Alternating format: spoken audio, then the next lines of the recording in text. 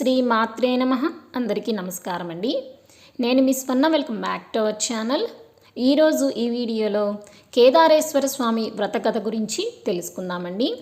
ఈ కథను చదివిన వారికి విన్నవారికి ఇహపర సౌఖ్యములు కలిగి దంపతుల మధ్య సఖ్యత సుఖశాంతులతో సౌభాగ్యవంతులుగా జీవిస్తారు. ఈ కథను చదివేవారు వినేవారు చేతిలో కొన్ని అక్షంతలను ఉంచుకుని ఈ కథను చదవడం ప్రారంభించాలి. కేదారేశ్వర స్వామి వ్రత కథ ప్రారంభం.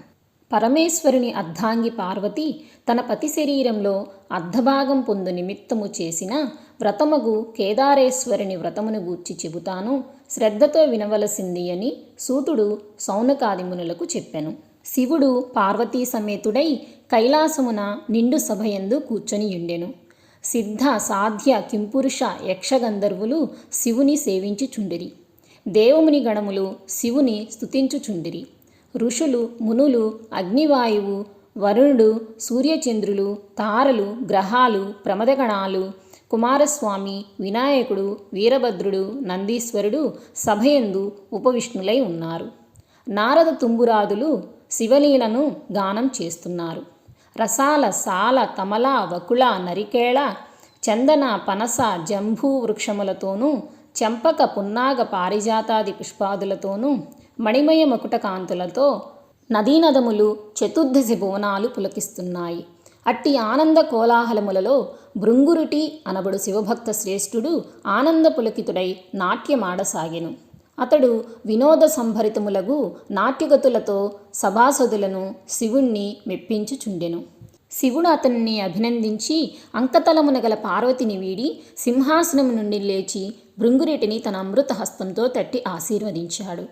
అదే అదనందు భృంగి మొదలగాగుల వందిమాగాదులు శివునకు ప్రదక్షిణం చేసి నమస్కరించారు. ఇది గమనించిన పార్వతీదేవి భర్తను చేరి, నాథా, నన్ను విడిచి మీకు మాత్రమే వీరెలా నమస్కరించిరి? ఆటపాటలతో మిమ్ము మెప్పించి మీ నుండి నన్ను వేరుపరచి ఇట్లేలా చేసిత్రి అని ప్రశ్నించెను. అంత సదాశివుడు సతీమణి పార్వతిని సందిటికు తీసుకుని, దేవి, పరమార్థ విధులకు యోగులు నీ వలన ప్రయోజనం కలుగజేయబడవని నిన్నిట్లు ఉపేక్షించి నాకు మాత్రమే నమస్కరించారు అని జవాబిచ్చాడు. సాక్షాత్ పరమేశ్వరుని ఇల్లాలనయ్యుండి ఆ దండ ప్రణామములకు నోచుకొని అయోగ్యురాలునని కోపగించి ఈశ్వరునితో సమానమగు యోగ్యతను ఆర్జించుకొనుటకై తపస్సునంచుటకై నిశ్చయించుకొన్నది. కైలాసమును వదిలి శరభ శార్ధూల గజములు గల నాగ గరుడ చక్రవాక పక్ష సముదాయముతో నానావిధ ఫల పుష్ప తరులతాదులతో కూడుకొనియున్న సస్యశ్యామలమైనట్టి గౌతమాశ్రమానికి వచ్చింది. ఆశ్రమవాసులామని చూచి అతిథి మర్యాదలు చేసి, తల్లి, నీవెవరవు, ఎవరిదానవు, ఎచ్చటి నుండి వచ్చితివి, నీ రాకకు గల అగత్యమేమిటి అని పార్వతిని ప్రశ్నించసాగారు. వారి ప్రశ్నలకు పార్వతి మిక్కిలి ఆనందించినదై యజ్ఞ యాగాది కర్తృవులచే పునీతమై గౌతమముని ఆశ్రమమున నియమ నిష్ఠాగరిష్ఠులై, అలరారు పుణ్యపురుషులారా, పవిత్రాంగనలారా, నేను హిమవంతుని పుత్రికను, సాక్షాత్ పరమేశ్వరుని ఇల్లాలిని, శివుని సతిగా నా నాథునితో సమానమగు యోగ్యతను పొందగోరి తపస్సున నర్చ సంకల్పించుకున్నాను. ఇందు నిమిత్తమై మీ ఆశ్రమానికి వచ్చిన దానను అన్నది పార్వతి. మహర్షులారా, జగత్ కళ్యాణాభిలాషులారా, నేను ఆశించిన ఫలమును పొంది శివుని అర్ధాంగినై తరించుటకు తగిన వ్రతమును నాకు ఉపదేశించుడని పార్వతి వారిని కోరుకున్నది. అందుకు గౌతముడు, పార్వతి, ఈప్సితార్థదాయకమగు ఉత్తమ వ్రతమొకటున్నది, అది కేదారేశ్వర వ్రతము. నీవా వ్రతమును ఆచరించి మనోభీష్ట సిద్ధిని పొందవలసింది అన్నాడు గౌతముడు. వ్రత విధానమును వివరించమని పార్వతీదేవి గౌతముణ్ణి కోరింది. జగజ్జనని, ఈ వ్రతాన్ని ఆశ్వీజ మాసంలో శుక్లపక్షంలో అష్టమి యందు ఆచరించాలి. ఆ రోజున శుచిగా స్నానాదులు ఆచరించి నిర్మలమైన మనస్సుతో మంగళకరములగు ఏకవింశతి దారముతో చేతికి తౌరమును ధరించి షోడశోపచార విధులతో పూజను నిర్వహించి ఆ రోజున ఉపవాసమును ఉండవలెను. మర్నాడు విప్రులకు భోజనం పెట్టి ఆ తరువాత ఆహారమును తీసుకొనవలెను. ఇలా వ్రతమును ఆరంభించిన నాటి నుండి అమావాస్య వరకు పూజాక్రమముతో కేదారేశ్వరుని ఆరాధించవలెను. ధాన్యరాశిని పోసి అందు పూర్ణ కుంభము నుంచి 21 పర్యాయములు సూత్రమును చుట్టి పట్టు వస్త్రముతో దానిని కప్పి ఉంచి నవరత్నములు గాని సువర్ణమును గాని ఉంచి గంధ పుష్పాక్షలతో పూజించాలి. దేవి 21 మంది బ్రాహ్మణులను రప్పించి వారి పాదములను కడిగి కూర్చుండబెట్టి యథావిధిగా ధూప దీప గంధ పుష్పాక్షతలతో పూజించి భక్ష్య భోజ్య నైవేద్యాదులు కదలీ ఫలాలు పనసలు ఆరగింపచేసి తాంబూల దక్షిణలిచ్చి వారలను తృప్తిపరచవలెను. ఈ తీరున వ్రతమాచరించిన వారిని శివుడు అనుగ్రహించి మనోభీష్ట సిద్ధిని కలుగజేయును అని గౌతముడు పార్వతికి వివరించాడు. గౌతమ మహర్షి చెప్పిన విధి విధానములను అనుసరించి పార్వతీదేవి కేదారేశ్వర వ్రతాన్ని నిష్టగా భక్తితో చేసింది. పరమేశ్వరుడు సంతుష్టాంతరంగుడై ఆమె అభీష్టానుసారం తన మేనులో సగభాగము పార్వతికి అనుగ్రహించెను. అంత జగదాంబ సంతుష్టాంగతరంగి అయి భర్తతో కలిసి నిజనివాసమైన కైలాసమున కేగెను.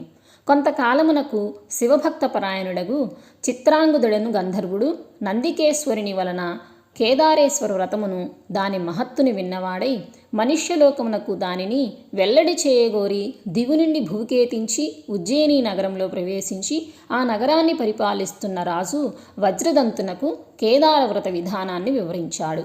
వజ్రదంతు ఆ వ్రతమును ఆచరించి శివానుగ్రహముతో సార్వభౌముడయ్యాడు.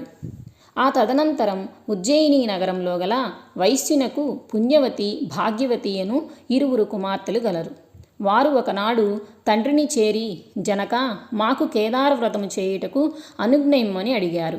అందుకు అతడు, బిడ్డలారా, నేను దరిద్రుడను, సామాగ్రులను సమకూర్చగల పాటివాడను కాను. మీరా ఆలోచనను మానుకోమని పలికెను. అందుకు ఆ వైశ్యపుత్రికలు, నీ ఆజ్ఞయే మాకు ధనము, అనుజ్ఞ ఇవ్వవలసిందిగా కోరుకున్నారు. వారిరువురు ఒక వటవృక్షం కింద కూర్చొని తోరము కట్టుకొని పూజను భక్తితో చేసుకున్నారు. మహేశ్వరుడు వారలకు పూజా సామాగ్రిని అనుగ్రహించాడు. వారు కల్పోక్తముగా వ్రతమాచరించారు. శివుడు సాక్షాత్కరించి వారికి ఐశ్వర్యములు సుందర రూపమును ప్రసాదించి అంతర్హితుడయ్యాడు. ఆ వైశ్యపుత్రికలకు యుక్త వయసు వచ్చింది. సౌందర్య సోయగం కలిగిన ఆ వైశ్యపుత్రికలలో పెద్దామైన పుణ్యవతిని ఉజ్జయిని నగర మహారాజు చిన్నామె భాగ్యవతిని చోళభూపాలుడు వివాహం చేసుకున్నారు. వారి తండ్రియగు వైశ్యుడు ధనధాన్య సమృద్ధితో రాజభోగములతో పుత్రులను పొంది సుఖంగా జీవిస్తున్నాడు. మరికొంతకాలానికి చిన్న కుమార్తె భాగ్యవతి ఐశ్వర్య మదోన్మతురాలై కేదార వ్రతాన్ని మర్చిపోయింది. అందువల్ల ఈశ్వరానుగ్రహం కోల్పోయింది. ఆమె భర్త ఆగ్రహానికి గురైంది. ఆమె భర్త ఆమెను కుమారుణ్ణి రాజ్యము నుండి వెళ్ళగొట్టేశాడు. ఆమె పడరాని పాటలు పడుతూ ఒక బోయవాని ఇంట ఆశ్రయం పొందింది. ఒకనాడు ఆమె తన కుమారుణ్ణి చేరబిలిచి, నాయనా, నీ పెద్ద తల్లి ఉజ్జయినీపురం మహారాణి, ఆమె వద్దకు వెళ్ళి మన దీనస్థితిని వివరించి ఆమెను సహాయమర్థించి తీసుకొని రావలసింది అని చెప్పి పంపించింది. అతడు ఉజ్జయినికి వెళ్ళి తమ దుస్థితిని వివరించాడు. ఆమె కొంత ధనమిచ్చి కుమారుణ్ణి సాగనంపింది. అతడు తిరిగి వస్తుండగా మార్గమధ్యమందు మహేశ్వరుడు చోరుని రూపంలో వానిని అడ్డగించి అతని వద్ద గల ధనాన్ని కొల్లగొట్టాడు. అతడు జరిగిన దానికి మిక్కిలి విచారించి మరలా పెద్ద తల్లి వద్దకు వెళ్ళి జరిగిన సంగతిని వివరించాడు. ఆమె మరలా కొంత ధనాన్నిచ్చి పంపింది. ఈ పర్యాయము కూడా మార్గమధ్యమునందు చోరు రూపుడైన శివుడా సొమ్మును తీసుకుని పోయాడు. మరలా అతడు పెద్ద తల్లి వద్దకు బయలుదేరగా అంతర్వాహిని నుండి ఈశ్వరుడు, ఓయి, నీవు ఎన్నిసార్లు నీ పెద్ద తల్లిని అడిగి సొమ్ము తెచ్చుకున్నా నీ తల్లి కేదార వ్రతమును మానివేసిన కారణంగా ఆ సొమ్ము మీకు దక్కదని హెచ్చరించాడు.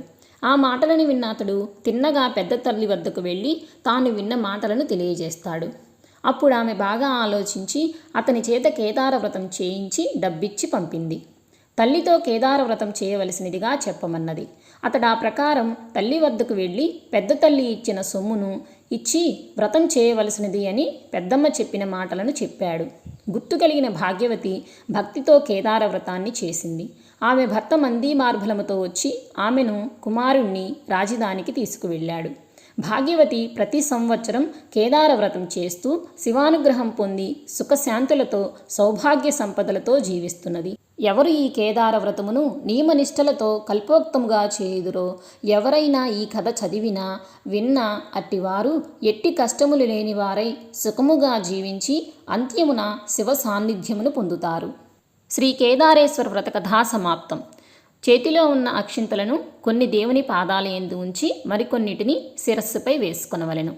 ఈ వీడియోలో కేదారేశ్వర స్వామి వ్రతకథ గురించి తెలుసుకున్నాం కదండి. ఈ వీడియో కనుక నచ్చినట్లయితే లైక్ చేయండి, మీ బంధుమిత్రులకు తప్పకుండా షేర్ చేయండి. మరిన్ని ఆధ్యాత్మికపరమైన విషయాల కోసం మన ఛానల్ని సబ్స్క్రైబ్ చేసుకోండి. మరొక కొత్త వీడియోతో మళ్ళీ కలుసుకుందామండి. అంతవరకు సెలవు, నమస్కారం. Thank you for watching my videos.